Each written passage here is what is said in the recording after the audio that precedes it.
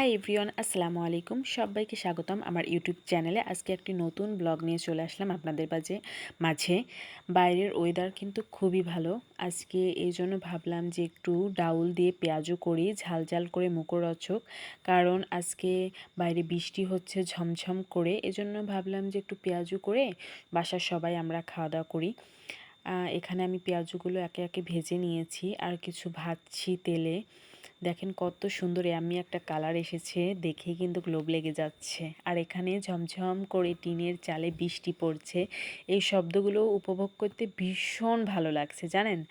আর আমাদের হলো টিনের ঘর, তো এই জন্য বৃষ্টি পড়ে আমরা কিন্তু একটু শুনি। আর আমি হাতটাও একটু বৃষ্টিতে ভিজিয়ে নিলাম, খুব ভালো লাগে।